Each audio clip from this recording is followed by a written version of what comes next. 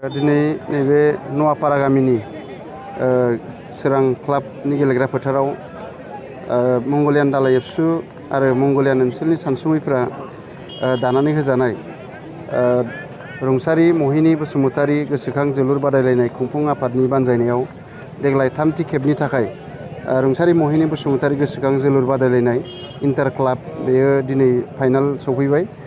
बे फाइनाल गेलेनायाव बाहागो लादों मंगलियान दालाइ एबसु आरो मालिपारा दालाइ एबसुनि गेजेराव गेलेनाया सोलिगासिनो दङ। महिनी बसुमतारीनि जि गोसोखांथि जोलुर बादायलायनाय बियो देग्लाय थामथि बोसोर आरो बेखौ उननि समाव हयथ' फालिलांबाय थागोन। दा महिनी बसुमतारीया बिजनी ओनसोलनि सासे बयजोंबो मिन्थिजानाय सुबुंमोन। बिथाङा बिजनी कलेज दालाइ एबसुनि गाहाय नेहाथारि जाबोदों।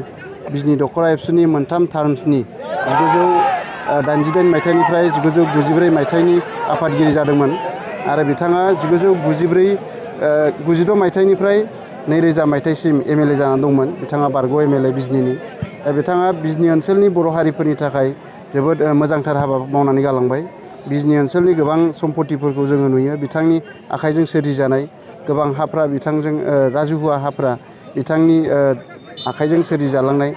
बिजनी नोगोराव बिथाङा बर'फोरनि जि थासारि बेखौ गायसंनो नाजादोंमोन आरो बिजनी नोगोराव बर'फोर थानांगौ होननानै बिथाङा थुलुंगाखांनायजोंनो दिनैनि सुदेमपुरि दैमालु नोगोर गामिया जोनोम मोन्दों।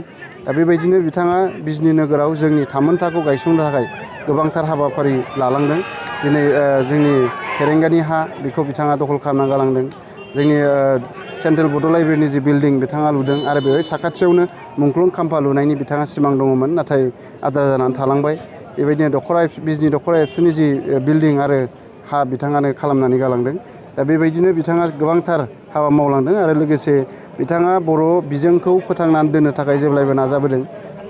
बै समावनो बिथाङा बर'फोराव प्राइभेट स्कुलनि गोनांथि दं साननानै बिथाङा सुदेमपुरि रेसिडेन्सियेल स्कुल मुंनि मोनसे स्कुल गायसंदोंमोन, बर' बिजों फरायसालि। दा बे फरायसालिया दिनैसिम गोथां अबस्थायाव गैला। बेबायदिनो बिथाङा बर' मिडियामखौ गोबां फरायसालियाव थिसनदोंमोन। दिनैनि बिजनी गार्ल्स हाइ स्कुल बेवहायबो बर' मिडियामखौ इन्ट्रडिउस खालामनानै गालांदों। दिनै जाकिर हुसेनावबो खालामदोंमोन, नाथाय बियो गोथां अबस्थायाव गैला बर' मिडियामा। खुज्रागुरि MI स्कुलावबो बर' मिडियाम सोसनना गालांदों। बेबायदिनो हारिनि थाखाय गोबां खामानि मावलांदों।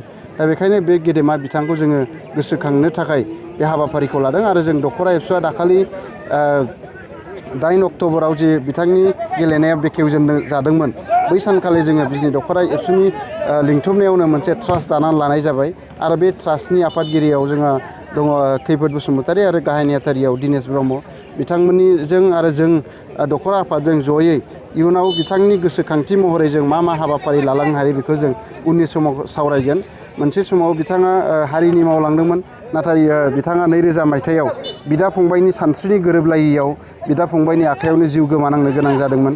दा बै थासारिखौ जोङो बुंनो नागिराखै। बिथाङा जिखि थासारियाव थैया मानो बिथाङा जे बिजनी ओनसोलनि थाखाय गोबांथार बिहोमा होलांबाय। दा बिथांनि जि बिहोमा बेखौ जों मान होनांगोन। बेखायनो बे हाबाफारिखौ लानाय जादों आरो उननि समाव ट्रास्टनि गेजेरजों जोङो गोबां हाबाफारि लानो थाखाय जोङो सावरायगोन। आङो बेखायनो नोंथांमोननि चेनेलनि गेजेरजों खावलायबाय बिजनी ओनसोलनि साफ्रोमबो रायजो राजा साफ्रोमबो सानसुमै नोंथांमोना महिनी बसुमतारीखौ गोसोखांनाय जि हाबाफारिफोर बेवहाय बयबो मदद खालामनांगोन। नोंथांमोननि चेनेलनि गेजेरजों खावलायबाय। दिनै जोलुर बादायलायनायाव बाहागो लादों लाइमोनफोर साफ्रोमबो गेलेगिरि लाइमोनफोरखौ खावलायबाय गावनि आथिंनि जादुखौ दिन्थिनानै जाहाथे गोजौ फारसे थांनो थाखाय बयबो स्ट्रागल खालामगोन, नाजागोन। फुटबलखौ मोनसे प्रफेसन हिसाबै लानानै जिउनि राहा हिसाबै लानानै जाहाथे इयुनाव थांगोन। दिनै हलिचरन नार्जारी दङ, मनबिर बसुमतारी दङ, गोगोमसार गयारी दङ, अपर्ना नार्जारी दङ। बिथांमोनबायदि आरोबाव गोबां जोंनि लाइमोनफोर गेलेगिरि गोजौआव थांनांगोन।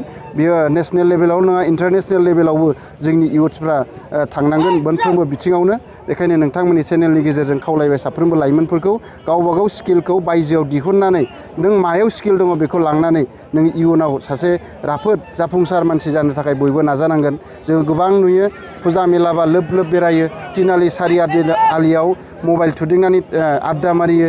दिनै मेलायाव जौ लोंनानै सिगारेट सोबनानै थांखु जानानै गान्जा सोबनानै ड्राग्स जानानै आदा खावना जानो नागिरदों। बेखायनो बेफोर थासारिनिफ्राय उदां जानानै साफ्रोमबो लाइमोना गेलेनाय बिथिङाव थांनांगोन।